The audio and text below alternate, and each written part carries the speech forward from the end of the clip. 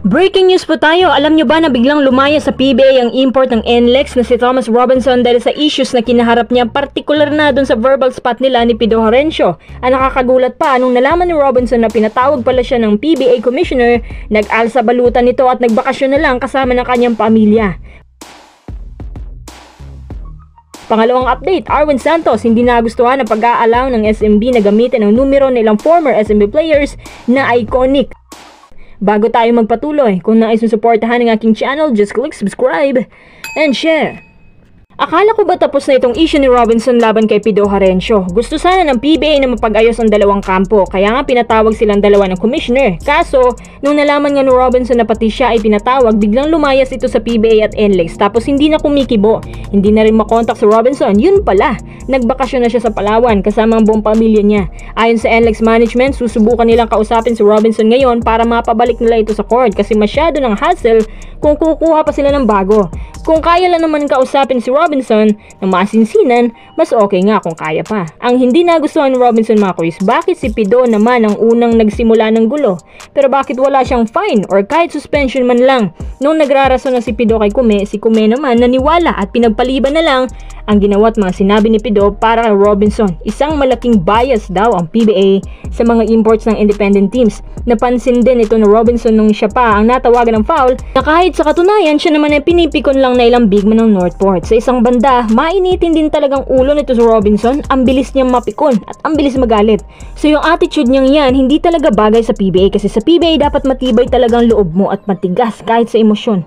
Ang kay Robinson lang naman, bakit daw unfair yung tawagan at higit sa lahat, bakit si Pido hindi pinarusahan ng PBA gayong siya naman yung naninigaw.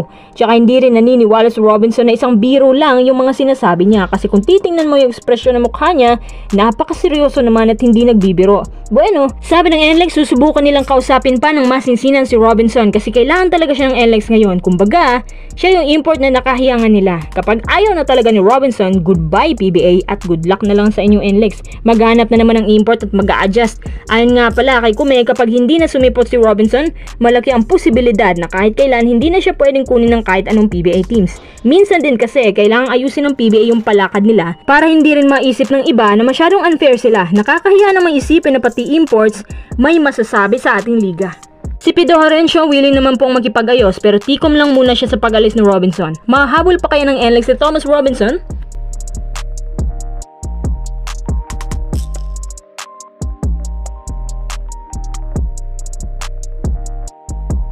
Second update, naku, Arwin Santos dismayado sa ginagawa ng SMB sa pag-aalaw ng mga SMB players na gamitin yung mga iconic jerseys gaya ng jersey ni Cabagnot at ni Danny Siga, pati kay Lakay Danny. Marami naman ang sumang-ayon at pati nga ako sang-ayon din sa sinabi niya. Gaya na lamang ng jersey ni Yves Dignadice pero pinapagamit lang sa ilang SMB players na kahit sa achievements hindi nakakapantay.